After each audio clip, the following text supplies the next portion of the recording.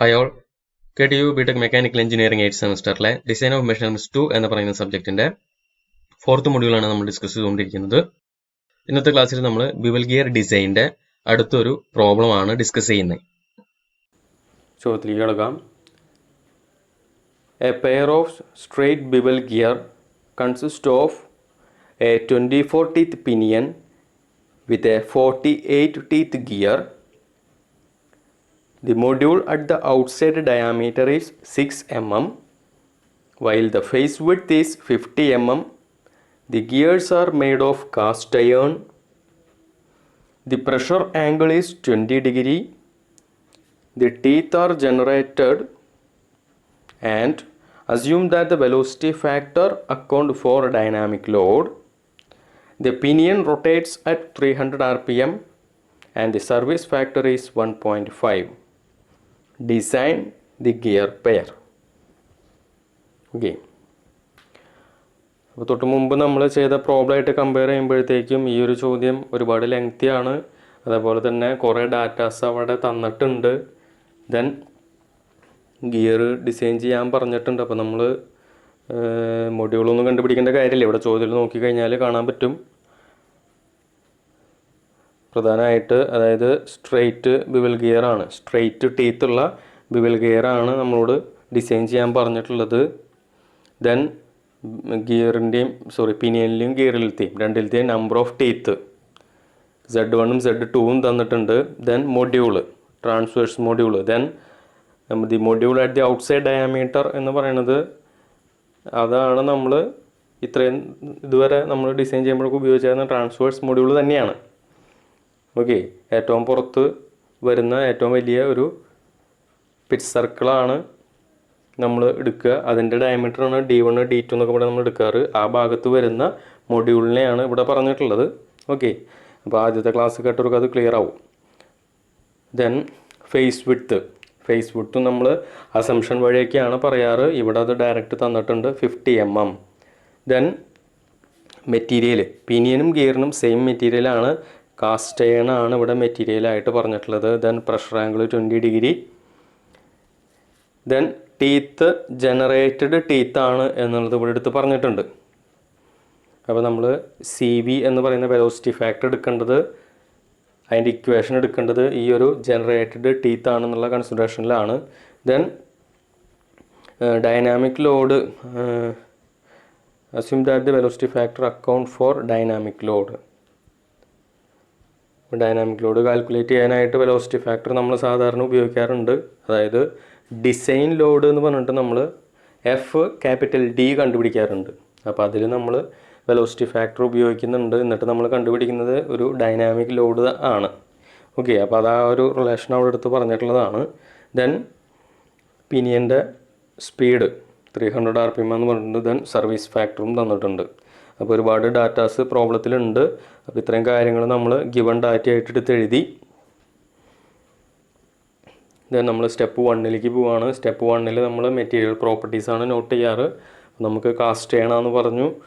അപ്പോൾ കൂടുതൽ സ്പെസിഫിക്കേഷൻ അവിടെ ഇല്ല. അപ്പോൾ നമ്മൾ ഡാറ്റ ബുക്കിൽ നമ്മളെ സംബന്ധിച്ചിടത്തോളം കാസ്റ്റ് ചെയ്യാണ് ഡാറ്റ ബുക്കിൽ നോക്കിക്കഴിഞ്ഞാൽ പല ഗ്രേഡിലും അത് കാണാം.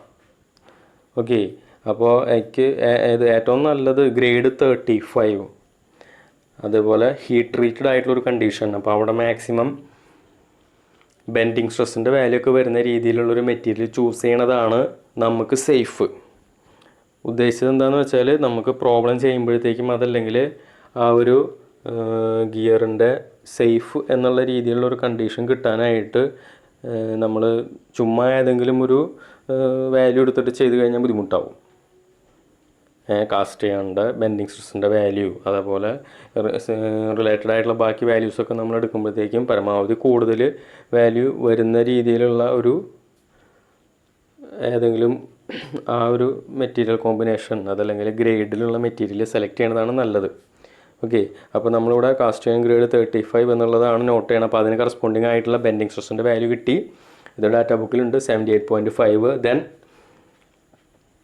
പിന്നെ വിയർ സ്ട്രെങ്ത് കണ്ടുപിടിക്കാനായിട്ട് നമ്മൾ ഉപയോഗിക്കുന്ന സ്ഥലത്ത് നമുക്ക് ആവശ്യമുള്ളതാണ് ഈ ലോഡ് സ്ട്രെസ് ഫാക്ടർ. അപ്പോൾ ഈ ലോഡ് സ്ട്രെസ് ഫാക്ടറും ഇവിടെ കൊടുത്തിട്ടുള്ള എൻഡുറൻസ് സ്ട്രെസ്സൊക്കെ നമുക്ക് ഒരൊറ്റ ടേബിളിൽ നിന്ന് തന്നെയാണ് കിട്ടുക. പേജ് 239 ടേബിളിൽ നോക്കിക്കഴിഞ്ഞാൽ നമുക്ക് ഈ വാല്യൂസ് കിട്ടും. എൻഡുറൻസ് സ്ട്രെസ് 617.8, അതേപോലെ അവിടെ നിന്ന് തന്നെയാണ് നമുക്ക് ബ്രിണൽ ഹാർഡ്നെസ് നമ്പർ കിട്ടുക. ഓൾറെഡി നമ്മൾ ബെൻഡിങ് സ്ട്രെസ് കണ്ടുപിടിക്കുന്ന ടേബിളിൽ അവിടെ ഒരു ബ്രിണൽ ഹാർഡ്നെസ് നമ്പർ ഉണ്ടായിരിക്കും. അതിനേക്കാളും നമ്മളെ സംബന്ധിച്ചിടത്തോളം ഇമ്പോർട്ടൻ്റ് ആയിട്ടുള്ളത് ഈ ഒരു ലോഡ് സ്ട്രെസ് ഫാക്ടറിൻ്റെ വാല്യൂ കിട്ടുന്ന ഭാഗത്ത് അവിടെയും കാസ്റ്റ് ചെയ്യണം തന്നെയാണ്. അവിടെ വേറെ പ്രത്യേകിച്ച് ഗ്രേഡുകളൊന്നും പറയേണ്ടാവില്ല. അവിടെ കൊടുത്തുള്ള ബ്രിണൽ ഹാർഡ്നെസ് നമ്പർ നോട്ട് ചെയ്യണതാണ് നല്ലത്. ദെൻ നമ്മുടെ യങ്സ് മോഡുലസ് വാല്യൂ, ഈ യങ്സ് മോഡുലസിൻ്റെ വാല്യൂ കാസ്റ്റ് ചെയ്യേണ്ട കേസിലുള്ളത് നിങ്ങൾ പഠിച്ചിരിക്കണം. ഡാറ്റ ബുക്കിലൊന്നും നോക്കിയാൽ ചിലപ്പോൾ ഇത് കിട്ടിയെന്ന് വരില്ല, അല്ലെങ്കിൽ ഒരുപാട് അത് തപ്പി നടക്കേണ്ടി വരും. അപ്പോൾ ഏകദേശം 1.18 ആ റേഞ്ചിലാണ്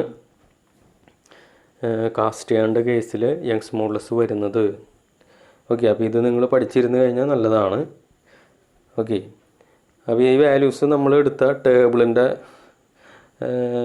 ഡാറ്റ ബുക്കിലെ മഹാദേവൻ ഡാറ്റ ബുക്കിലെ പേജുകളാണ് ഇവിടെ കാണിച്ചിട്ടുള്ളത്. അപ്പോൾ ഇതാണ് നമ്മുടെ ആദ്യത്തെ ടേബിൾ, അലോവബിൾ സ്റ്റാറ്റിക് സ്ട്രെസ്സിൻ്റെ ടേബിൾ. ഇതൊക്കെ നമ്മൾ പലപ്പോഴായിട്ട് കണ്ടിട്ടുള്ളതാണ്. അവിടെ കാസ്റ്റിംഗ് ഗ്രേഡ് 35 ഇതാണ് എടുത്തിട്ടുള്ളത്. അപ്പോൾ ഇവിടെ നമുക്കൊരു ബ്രിണൽ ഹാർഡ്നെസ് നമ്പർ 300 ഉണ്ട്. പക്ഷെ നമ്മളതല്ല നോക്കണത്, നമുക്ക് അടുത്ത ഒരു ടേബിളിൽ നിന്ന്, അതേപോലെ ഈ ഒരു ടേബിളിൽ നിന്ന് നമുക്ക് നമ്മളിപ്പോൾ തൽക്കാലം ഇവിടുത്തെ എൻഡുറൻസ് സ്ട്രെസ് എടുക്കണില്ല. ഇത് ശരിക്കും ഒരു എൻഡുറൻസ് ലിമിറ്റാണ്. നമുക്ക് ആവശ്യമുള്ളത് സർഫസ് എൻഡുറൻസ് സ്ട്രെസ്സാണ്. അപ്പോൾ ആ വാല്യൂ നമുക്ക് ഇവിടെ ഈ ഒരു ടേബിളിലാണ് ആക്ച്വലി അവൈലബിൾ ആയിട്ടുള്ളത്. ഓക്കെ, ഈ ഒരു ലോഡ് സ്ട്രെസ് ഫാക്ടറിൻ്റെ കറസ്പോണ്ടിങ് ആയിട്ടുള്ള ടേബിൾ. അപ്പോൾ ഇവിടെ നമുക്ക് കെയുടെ വാല്യൂ കിട്ടും, അതേപോലെ എൻഡുറൻസ് ലിമിറ്റ്. ഈ ടേബിളിലും മുമ്പത്തെ ടേബിളിലും എൻഡുറൻസ് ലിമിറ്റ് എന്ന് ഞാൻ പറഞ്ഞിട്ടുള്ളത്. പക്ഷേ ഇത് സർഫസ് എൻഡുറൻസ് സ്ട്രെസ് എന്ന് പറഞ്ഞിട്ട് കുറച്ച് ഡിഫറെൻ്റ് ആയിട്ടുള്ള വാല്യൂ ആണ്. ദെൻ ഈ ഒരു ടേബിളിൽ കുറച്ച് താഴത്തേക്ക് വന്നു കഴിഞ്ഞാൽ പിനിയനും ഗിയറും രണ്ടും കാസ്റ്റ് ചെയ്യാനാവുന്ന കണ്ടീഷൻ ഇവിടെ കൊടുത്തിട്ടുണ്ട്. ഓക്കെ, ഇതാണ് ആ ഒരു കണ്ടീഷൻ. അതായത് പിനിയൻ്റെ കേസ്, ഇത് പിനിയൻ്റെ കോളാണ്, ഇത് ഗിയറിൻ്റെ കോളാണ്. രണ്ടും കാസ്റ്റ് ചെയ്യാനായിട്ട് വരുന്ന കണ്ടീഷനിൽ ഉള്ള വാല്യൂസാണ് നമ്മൾ നോട്ട് ചെയ്യണത്. എൻഡുറൻസ് സ്ട്രെസ്സിൻ്റെ വാല്യൂ 617ഉം ദെൻ കെയുടെ വാല്യൂ 1.814. ദെൻ ഇതാണ് ബ്രിണൽ ഹാർഡ്നെസ് നമ്പറിൻ്റെ വാല്യൂ നമ്മൾ നോട്ട് ചെയ്തിട്ടുള്ളത് 180. ഓക്കെ, അപ്പോൾ ഇത്തരം കാര്യങ്ങൾ നമ്മൾ ഡാറ്റ ബുക്കിൽ നോക്കി അതിനുശേഷം നമ്മൾ സെക്കൻഡ് സ്റ്റെപ്പിലേക്ക് പോവുകയാണ്. സെക്കൻഡ് സ്റ്റെപ്പിൽ നമ്മൾ ഏതാണ് വീക്കർ വീൽ എന്നുള്ളത് കണ്ടുപിടിക്കാനാണ് പോണത്. അപ്പോൾ അതിന് വേണ്ടിയിട്ട് നമ്മൾ സ്ട്രെങ്ത് ഫാക്ടർ എന്ന് പറഞ്ഞിട്ട് ഒരു ടേം കാൽക്കുലേറ്റ് ചെയ്യാറുണ്ട്. അപ്പോൾ തൊട്ട് മുമ്പ് നമ്മൾ അതായത് ഡിസ്കസ് ചെയ്ത പ്രോബ്ലത്തിലുള്ള സെയിം കണ്ടീഷൻ തന്നെയാണ് ഇവിടെയും. അതായത് ഗിയറിനും പിനിയനും സെയിം മെറ്റീരിയൽ തന്നെയാണ്. അതുകൊണ്ട് പിനിയനാണ് നമ്മുടെ വീക്കർ വീൽ. അപ്പോൾ അത് ഓൾറെഡി നമ്മൾ അവിടെ സ്പെസിഫൈ ചെയ്തു. ദെൻ നമ്മൾ ഈ ഒരു സ്റ്റെപ്പിൽ നമുക്ക് സ്ട്രെങ്ത് ഫാക്ടർ കണ്ടുപിടിക്കേണ്ട കാര്യം വരുന്നില്ല. എന്നാൽ പോലും അത് കണ്ടുപിടിക്കുന്നതിന് മുമ്പായിട്ട് നമ്മൾ ചെയ്യുന്ന 1-2 സ്റ്റെപ്പുകൾ, അതായത് പിച്ച് ആംഗിള്, അതേപോലെ വിർച്വൽ നമ്പർ ഓഫ് ടീത്ത്, ഈ കാര്യങ്ങൾ നമ്മളിവിടെ കണ്ടുപിടിച്ചിട്ട് പോണതാണ് നല്ലത്. പിന്നീട് നമുക്കിത് ഉപയോഗിക്കാനായിട്ട് ആവശ്യമുള്ളതാണ്. ഓക്കെ, അപ്പോൾ അതുകൊണ്ട് നമ്മൾ പിച്ച് ആംഗിൾ എന്ന് പറയുന്ന കാര്യം 2 ആംഗിൾ ഉണ്ട്. അപ്പോൾ തൊട്ട് മുമ്പത്തെ പ്രോബ്ലത്തിൽ ഉണ്ടായിരുന്ന പോലെ തന്നെ ഇവിടെയും നമ്മൾ ഷാഫ്റ്റ് ആംഗിളിനെ കുറിച്ച് ചോദ്യത്തിൽ വേറെ പ്രത്യേകിച്ചൊന്നും പറഞ്ഞിട്ടില്ല. അതുകൊണ്ട് നമ്മൾ ഷാഫ്റ്റ് ആംഗിൾ തീറ്റ എന്നുള്ളത് 90 ഡിഗ്രി ആയിട്ട് അസ്യൂം ചെയ്തു. അത് വെച്ചിട്ടാണ് നമ്മൾ Δ1ഉം Δ2ഉം കാൽക്കുലേറ്റ് ചെയ്യണത്. അപ്പോൾ നമുക്കിവിടെ Z1 Z2 എന്ന് പറയുന്ന വാല്യൂസ് തന്നിട്ടുണ്ട്. അപ്പോൾ അതിൽ നിന്ന് നമുക്ക് ഗിയർ റേഷ്യോൻ്റെ വാല്യൂ കണ്ടുപിടിക്കാൻ പറ്റും. ഓക്കെ, അപ്പോൾ 2 എന്നുള്ള പോലെ ഗിയർ റേഷ്യോ 2 എന്നുള്ള രീതിയിലാണ് കിട്ടുക. അതിപ്പോൾ ഇവിടെ എടുത്ത് എഴുതിയിട്ടില്ല. നമുക്ക് ഓൾറെഡി tan Δ1 ഇങ്ങനെ ഇക്വേഷൻ ഡാറ്റ ബുക്കിലുണ്ട്. d1/d2 = Z1/Z2 അങ്ങനെ ഇക്വേഷൻ ഉണ്ട്. അതിന് നമുക്ക് Δ1ൻ്റെ ആംഗിളിൻ്റെ വാല്യൂ കിട്ടി. ദെൻ അത് വെച്ചിട്ട് നമ്മൾ Δ2ഉം കണ്ടുപിടിച്ചു. ഓക്കെ, ദെൻ അടുത്ത സ്റ്റെപ്പിൽ നമ്മൾ വിർച്വൽ നമ്പർ ഓഫ് ടീത്ത്, ഇപ്പോൾ ഇതിൻ്റെ ഇക്വേഷനൊക്കെ ഡാറ്റ ബുക്കിലുണ്ട്. അത് വെച്ചിട്ട് നമ്മൾ ZV1 പിനിയൻ്റെ കേസിലുള്ള വിർച്വൽ നമ്പർ ഓഫ് ടീത്ത് 27, ഗിയറിൻ്റെ കേസിലുള്ളത് 108 എന്നുള്ളത് വാല്യൂസ് നമുക്ക് കാൽക്കുലേറ്റ് ചെയ്ത് കിട്ടി. ദെൻ നമ്മൾ തേർഡ് സ്റ്റെപ്പിലേക്ക് പോവാണ്. തേർഡ് സ്റ്റെപ്പിൽ നമ്മൾ സാധാരണ ചെയ്യുന്ന ആ ഒരു പ്രൊസീജിയർ തന്നെ അതായത് ടാൻജൻഷ്യൽ ലോഡും ഡിസൈൻ ലോഡും ആണ് നമ്മൾ കണ്ടുപിടിക്കേണ്ടത് സാധാരണഗതിയിൽ. പക്ഷേ ഈ പ്രോബ്ലത്തിലൊരു പ്രശ്നമുള്ളത്, നമുക്ക് ടാൻജൻഷ്യൽ ലോഡ് നമ്മൾ ആക്ച്വലി കണ്ടുപിടിക്കാറുള്ളത് ഈ ഒരു ഇക്വേഷൻ ഉപയോഗിച്ചിട്ടാണ്. പക്ഷേ ഇവിടെ നമുക്ക് പവർ അവൈലബിൾ അല്ല. ഓക്കെ, വെലോസിറ്റി നമുക്ക് കാൽക്കുലേറ്റ് ചെയ്യാൻ പറ്റും, പക്ഷേ പവർ ഇല്ല. അതുകൊണ്ട് ഇത് മുന്നോട്ട് പോകാൻ ബുദ്ധിമുട്ടാണ്. ദെൻ നമുക്കിവിടെ പിച്ച് സർക്കിൾ ഡയമീറ്ററുകൾ D1 D2 ഒക്കെ കാൽക്കുലേറ്റ് ചെയ്യാനായിട്ട് നമുക്ക് ഈ പറഞ്ഞ വാല്യൂസ്, നമ്മുടെ മൊഡ്യൂളിൻ്റെ വാല്യൂം നമ്പർ ഓഫ് ടീത്ത് ഒക്കെ ഉള്ള കാരണം പിച്ച് സർക്കിൾ ഡയമീറ്ററുകൾ D1 D2 ഒക്കെ കാൽക്കുലേറ്റ് ചെയ്യാൻ പറ്റും. അപ്പോൾ അത് നമ്മൾ തൽക്കാലം ആ ഒരു സ്റ്റെപ്പിൽ നമ്മൾ സാധാരണഗതിയിൽ അതായത് ഈ ഒരു വാല്യൂസൊക്കെ സാധാരണ ഈ ഒരു സ്റ്റെപ്പിൽ ഇത് ചെയ്യാറില്ല. പക്ഷേ ഇപ്പോൾ തൽക്കാലം നമ്മളതൊക്കെ കണ്ടുപിടിച്ച് വെക്കണമെന്ന് മാത്രം. വെലോസിറ്റി കണ്ടുപിടിക്കാനായിട്ട് നമുക്ക് D1ൻ്റെ ആവശ്യമുണ്ട്. അപ്പോൾ D1ഉം D2 ഒക്കെ അതിൻ്റെ ഒപ്പം കണ്ടുപിടിച്ചു.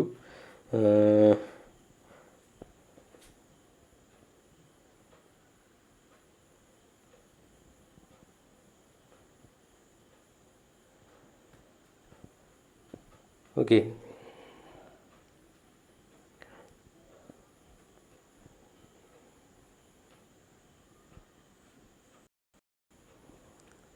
ഡയമീറ്റർ D1 D2 കണ്ടുപിടിച്ച് കഴിഞ്ഞാൽ അടുത്ത പിച്ച് സർക്കിൾ ഡയമീറ്റേഴ്സ് കാൽക്കുലേറ്റ് ചെയ്തതിന് ശേഷം നമ്മൾ പിന്നെ ചെയ്യുന്നത് വെലോസിറ്റി കാൽക്കുലേറ്റ് ചെയ്യലാണ്. വെലോസിറ്റി കണ്ടുപിടിക്കാൻ വേണ്ടിയിട്ടാണ് നമ്മൾ ഡയമീറ്റർ കാൽക്കുലേറ്റ് ചെയ്തത്. വെലോസിറ്റി കണ്ടുപിടിക്കാനായിട്ട് ആവശ്യമുള്ള എല്ലാ സാധനങ്ങളും ഉണ്ട്. അപ്പോൾ നമുക്ക് 2.2608 എന്നുള്ള വെലോസിറ്റി കിട്ടി. അപ്പോൾ ടാൻജൻഷ്യൽ ലോഡ് കാൽക്കുലേറ്റ് ചെയ്യാനായിട്ട് P/V എന്ന് പറഞ്ഞിട്ടുള്ള റേഷ്യോ ആണ് നമ്മൾ എടുക്കാറ്. പക്ഷേ പവർ ഇല്ലാത്ത കാരണം നമുക്കിപ്പോൾ തൽക്കാലം ടാൻജൻഷ്യൽ ലോഡ് കാൽക്കുലേറ്റ് ചെയ്യാൻ പറ്റില്ല. ഓക്കെ, ദെൻ നമ്മൾ ഡിസൈൻ ലോഡ് കാൽക്കുലേറ്റ് ചെയ്യുകയാണ്. അതായത് ഡിസൈൻ ലോഡും കാൽക്കുലേറ്റ് ചെയ്യാൻ പറ്റില്ല, പക്ഷേ അതിൻ്റെ ഒരു പർട്ടിക്കുലർ സ്റ്റേജ് വരെ നമ്മൾ ചെയ്തിട്ട് ഇവിടെ വെച്ച് സ്റ്റോപ്പ് ചെയ്യും. ഓക്കെ, അപ്പോൾ ഇതിൽ വെലോസിറ്റി ഫാക്ടർ കണ്ടുപിടിക്കണം. അപ്പോൾ തൊട്ട് മുമ്പ് കണ്ടുപിടിച്ച വെലോസിറ്റിയുടെ വാല്യൂ സബ്സ്റ്റിറ്റ്യൂട്ട് ചെയ്തിട്ട് ജനറേറ്റഡ് ടീത്തിന് കറസ്പോണ്ടിങ് ആയിട്ടുള്ള CVD ഇക്വേഷനാണ് ഉപയോഗിച്ച് അത് കൊടുത്തിട്ട് നമ്മൾ വെലോസിറ്റി ഫാക്ടർ കാൽക്കുലേറ്റ് ചെയ്തു. ദെൻ സാധാരണഗതിയിൽ നമ്മൾ ഈ ഒരു സ്റ്റെപ്പിൽ ഈ ഡിസൈൻ ലോഡ് കണ്ടുപിടിച്ചതിന് ശേഷം ഇനി വരുന്ന സ്റ്റെപ്പിൽ നമ്മൾ ബീം സ്ട്രെങ്ത്തും കാൽക്കുലേറ്റ് ചെയ്യും. ഇതിനെ ഇക്വേറ്റ് ചെയ്തിട്ട് നമ്മൾ മൊഡ്യൂളാണ് സാധാരണഗതിയിൽ കണ്ടുപിടിക്കാറ്. ഓക്കെ, അപ്പോൾ ഈ ഒരു പ്രോബ്ലത്തിൽ നമ്മൾ ചെയ്യാൻ പോണത്, നമുക്ക് ഈ രീതിയിൽ ഇക്വേറ്റ് ചെയ്തിട്ട് പവറാണ് നമുക്ക് പിന്നീട് കാൽക്കുലേറ്റ് ചെയ്യാൻ പറ്റുക. ഓക്കെ, നമുക്ക് ടാൻജൻഷ്യൽ ലോഡിൻ്റെ വാല്യൂ കണ്ടുപിടിക്കാൻ പറ്റും. ഇപ്പോൾ ഈ പറഞ്ഞ രീതിയിലുള്ള ഇക്വേറ്റ് ചെയ്യൽ തന്നെയാണ് നമ്മൾ ചെയ്യുക. ഡിസൈൻ ലോഡും നമ്മുടെ ബീം സ്ട്രെങ്ത്തും തമ്മിൽ ഇക്വേറ്റ് ചെയ്തിട്ട് നമുക്ക് ടാൻജൻഷ്യൽ ലോഡ് കിട്ടും. അതേപോലെ നമ്മൾ ഡിസൈൻ ലോഡൊക്കെ കാൽക്കുലേറ്റ് ചെയ്തിട്ട് നമ്മൾ അടുത്ത സ്റ്റേജിൻ്റെ അവസാനം മൊഡ്യൂൾ കണ്ടുപിടിക്കുന്നതിന് പകരം നമ്മൾ ചെയ്യാൻ പോണത് 4ാമത്തെ സ്റ്റെപ്പ് കഴിയുമ്പോൾ നമ്മൾ ശരിക്കും പവറാണ് കാൽക്കുലേറ്റ് ചെയ്യുക. ബീം സ്ട്രെങ്ത്ത് ഓൾറെഡി 5ാമത്തെ സ്റ്റെപ്പിലാണ് ചെയ്യുക. 4ാമത്തെ സ്റ്റെപ്പിൽ നമുക്ക് ബീം സ്ട്രെങ്ത്ത് കാൽക്കുലേറ്റ് ചെയ്യാനായിട്ട് പറ്റും. എന്താണെന്ന് വെച്ചാൽ അത് കണ്ടുപിടിക്കാനായിട്ട് ആവശ്യമുള്ള എല്ലാ സാധനങ്ങളും നമ്മുടെ കയ്യിലുണ്ട്. ഓക്കെ, അപ്പോൾ 4th സ്റ്റെപ്പിൽ നമ്മൾ ബീം സ്ട്രെങ്ത്തിൻ്റെ ഇക്വേഷൻ നോട്ട് ചെയ്തു. ദെൻ ബെൻഡിങ് സ്ട്രെസ്സിൻ്റെ വാല്യൂ നമ്മൾ ഫസ്റ്റ് സ്റ്റെപ്പിൽ എഴുതി വെച്ചിട്ടുണ്ടായിരുന്നു, അതെടുത്തു. ദെൻ ഫേസ് വിഡ്ത്തിൻ്റെ വാല്യൂ നമുക്ക് ഓൾറെഡി തന്നിട്ടുണ്ട്. ദെൻ ഇവിടെ പിന്നെ കണ്ടുപിടിക്കുന്നത് നമ്മുടെ വീക്കർ വീലിന് കറസ്പോണ്ടിങ് ആയിട്ടുള്ള നമ്മുടെ വാല്യൂ YV1, അതായത് ലെവിസ് ഫോം ഫാക്ടറിൻ്റെ വാല്യൂ ആണ് നമ്മൾ ഇവിടെ കാൽക്കുലേറ്റ് ചെയ്യുന്നത്. അപ്പോൾ അതിൽ വിർച്വൽ നമ്പർ ഓഫ് ടീത്തിൻ്റെ വാല്യൂ യൂസ് ചെയ്തിട്ട് നമ്മൾ എന്ത് കാൽക്കുലേറ്റ് ചെയ്യുമ്പോഴത്തേക്കും 0.1202 എന്ന് പറയുന്ന വാല്യൂ ആണ് നമുക്ക് കിട്ടിയത്. ദെൻ ഇതിൽ നമുക്ക് ഈ ഒരു വാല്യൂ കൂടി L-B/L എന്ന് പറഞ്ഞ ആ ഒരു ടേം കൂടി കണ്ടുപിടിക്കണം. അപ്പോൾ അവിടെ L എന്ന് പറയുന്നത് നമ്മുടെ കോൺ ഡിസ്റ്റൻസ് ആണ്. പിച്ച് കോൺ ലെങ്ത്ത് അല്ലെങ്കിൽ കോൺ ഡിസ്റ്റൻസ് എന്ന് പറയുന്ന ടേമാണ്. അപ്പോൾ ഇതിന് ഇങ്ങനെ ഒരു ഇക്വേഷൻ നമുക്ക് ഡാറ്റ ബുക്കിൽ അവൈലബിൾ ആണ്. ഓക്കെ, ഷാഫ്റ്റ് ആംഗിൾ 90 ഡിഗ്രി വരുന്ന കേസിൽ നമുക്ക് ഈ ഒരു കോൺ ഡിസ്റ്റൻസ് L കണ്ടുപിടിക്കാനായിട്ട് ഇക്വേഷൻ അവിടെ ഡാറ്റ ബുക്കിലുണ്ട്. ഓക്കെ, ½ × (√) D1² + D2², അതിൽ സബ്സ്റ്റിറ്റ്യൂട്ട് ചെയ്തിട്ട് നമുക്ക് കോൺ ഡിസ്റ്റൻസ് 161 mm കിട്ടി. അപ്പോൾ ഇതൊക്കെ സബ്സ്റ്റിറ്റ്യൂട്ട് ചെയ്യുമ്പോഴത്തേക്ക് നമുക്ക് ബീം സ്ട്രെങ്ത്തിൻ്റെ വാല്യൂ 6128.05 ന്യൂട്ടൺ എന്നുള്ള വാല്യൂ നമുക്ക് കിട്ടി. ഓക്കെ, ദെൻ നമ്മൾ 5ാമത്തെ സ്റ്റെപ്പിലേക്ക് പോവുകയാണ്. അപ്പോൾ ഈ ഒരു സ്റ്റെപ്പിൽ നമ്മൾ സാധാരണ ചെയ്യുന്നത് ഞാൻ നേരത്തെ പറഞ്ഞു, അതായത് ഡിസൈൻ ലോഡും ബീം സ്ട്രെങ്ത്തും തമ്മിൽ ഇക്വേറ്റ് ചെയ്യലാണ് നമ്മൾ ചെയ്യാറ്. അത് വെച്ചിട്ട് നമ്മൾ മൊഡ്യൂളാണ് കണ്ടുപിടിക്കാറ്. നിലവിൽ അതിൻ്റെ ആവശ്യമില്ല. നമ്മളിപ്പോൾ ചെയ്യുന്നത് ഡിസൈൻ ലോഡ് നമുക്കൊരു ഇക്വേഷൻ പോലെ ആയിട്ട് കിട്ടിയിട്ടുണ്ട്, അതും ബീം സ്ട്രെങ്ത്തും തമ്മിൽ നമ്മൾ ഇക്വേറ്റ് ചെയ്യും. ഓക്കെ, അതാണ് ഇവിടെ കൊടുത്തിട്ടുള്ളത്. അപ്പോൾ ഈ ഒരു ഇക്വേഷനിൽ നമുക്ക് അറിയാത്ത കാര്യം എന്ന് പറയുന്നത് നമ്മുടെ ടാൻജൻഷ്യൽ ലോഡ് മാത്രമാണ്. അപ്പോൾ ടാൻജൻഷ്യൽ ലോഡാണ് നമ്മളിവിടെ കണ്ടുപിടിക്കുന്നത്. അതിൻ്റെ പിന്നാലെ നമ്മൾ പവറും കാൽക്കുലേറ്റ് ചെയ്യും. ഓക്കെ, അപ്പോൾ ഇതിൽ സർവീസ് ഫാക്ടർ അതേപോലെ വെലോസിറ്റി ഫാക്ടറൊക്കെ നമ്മൾ കണ്ടുപിടിച്ച് വെച്ചിട്ടുണ്ട്. അതിൻ്റെ വാല്യൂസ് എല്ലാം സബ്സ്റ്റിറ്റ്യൂട്ട് ചെയ്തു. ദെൻ നമുക്ക് ടാൻജൻഷ്യൽ ലോഡിൻ്റെ വാല്യൂ 2980.275 ന്യൂട്ടൺ എന്നുള്ളത് കിട്ടി. ഓക്കെ, ദെൻ നമ്മളിവിടെ പവർ കാൽക്കുലേറ്റ് ചെയ്തു.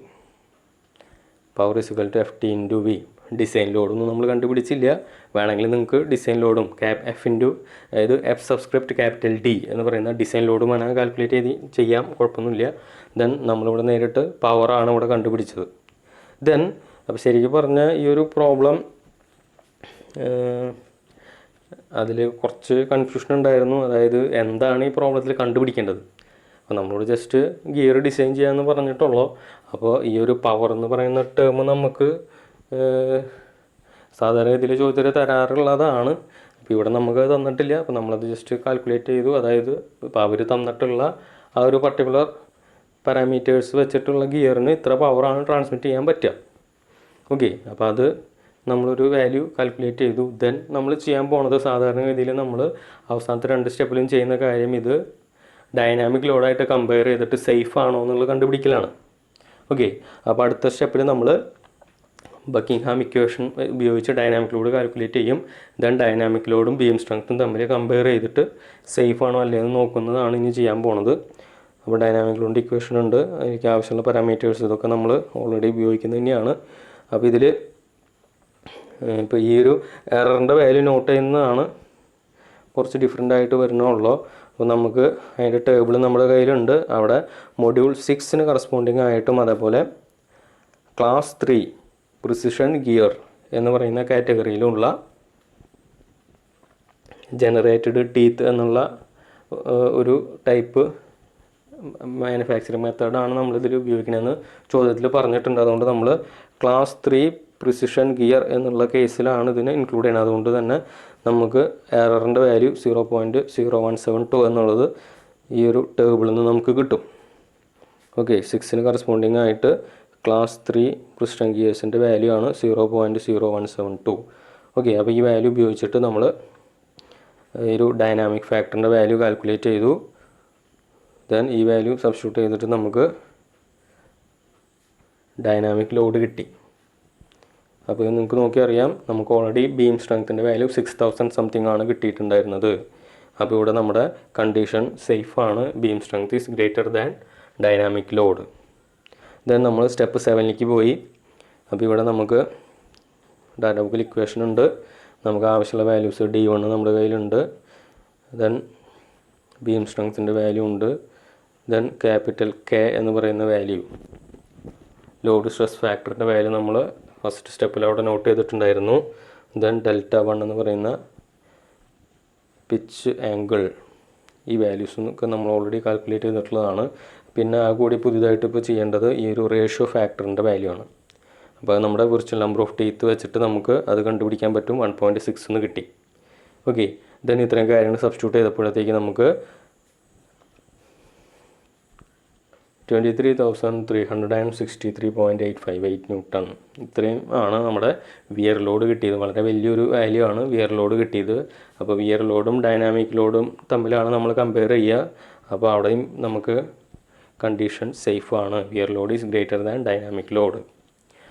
ഓക്കെ, അപ്പോൾ ഇത് രണ്ടും, അപ്പോൾ ലാസ്റ്റ് 2 സ്റ്റെപ്പിൽ നമ്മൾ ജസ്റ്റ് ഒന്ന് ചെക്ക് ചെയ്യുകയാണ്.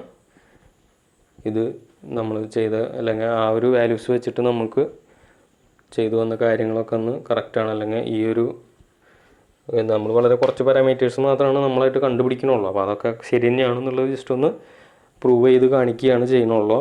ദെൻ നമ്മൾ ലാസ്റ്റ് സ്റ്റെപ്പിൽ ഇതുവരെ നമ്മൾ തന്നതും നമ്മളായിട്ട് കണ്ടുപിടിച്ചതായിട്ടുള്ള എല്ലാ പാരാമീറ്റേഴ്സും ഒന്ന് ടാബുലേറ്റ് ചെയ്യുന്നു.